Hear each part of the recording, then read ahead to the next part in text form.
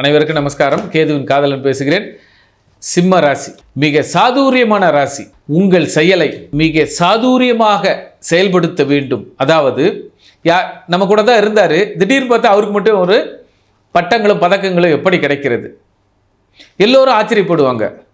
ஆச்சரியப்பட வைக்கும் ராசி சிம்ம ராசி. அதனுடைய காலம் இப்பொழுது.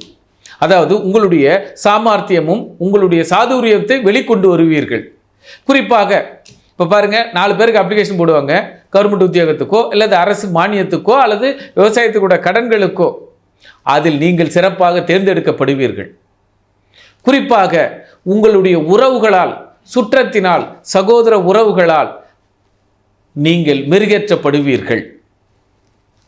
அதே நேரத்தில் அரசாங்க ஆதரவுகளும் மூத்த பிள்ளையின் ஆதரவுகளும் அல்லது எதிர்பாராத ஊர் தலைவர்கள் அல்லது நாட்டின் தலைவர்கள் அல்லது நம்ம நிர்வாகத்தின் தலைவர்கள் இவர்களால் ஒரு பாராட்டும் ஒரு பரிசும் அல்லது மேல் அதிகாரியால் நமக்கு கிடைக்கும் இப்பொழுது இந்த காலம்.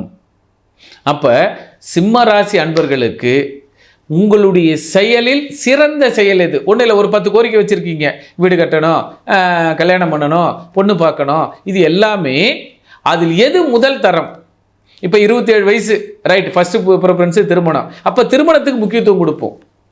ஒரு 35 வயசு 40 வயசுனா அவங்களுக்கு ஒரு வீடு தேவை, அந்த வீட்டுக்கு முக்கியத்துவம் கொடுப்போம். ஒரு 60 வயசுனா தன்னுடைய உடல் நலனின் அக்கறையில் முக்கியத்துவம் கொடுப்போம். எத்தனை கோரிக்கை வைத்தாலும் வயதிற்கு ஏற்ப என்ன கோரிக்கை முதன்மையாக இருக்க வேண்டும் என்பதை தேர்ந்தெடுத்து அதை செயல்படுத்துங்கள். மிக அற்புதமான காலம். குறிப்பாக இப்போ எடுத்துக்கங்க. இப்போது உங்களுடைய மூத்த பிள்ளையோ உங்களுக்கு பண்டம் மாற்று முறை, இப்போ ஒரு வீட்டை விற்றுட்டு அல்லது ஒரு நிலத்தை விற்றுட்டு அல்லது ஒரு பெண்ணை கொடுத்து பெண்ணை எடுப்பது, அதுபோல் இதுநாள் வரை காதலில் தோல்வி அடைந்தவர்கள், லவ் ப்ரப்போஸ் பண்ணி பதில் வரும்னு எதிர்பார்த்தேன், வரலப்பா, சச்சா இந்த பழம் புளிக்கும், அதனால் மனம் மாறி உங்களுக்கு தேவையான, உங்களை யார் மதிக்கிறார்களோ, உங்களை யார் மதிப்பாக நடத்துகிறார்களோ அவர்களிடம் சேருவீர்கள். நன்மை எது தீமை எது ஆராய்ந்து பார்க்கும் காலம் சிம்மத்திற்கு.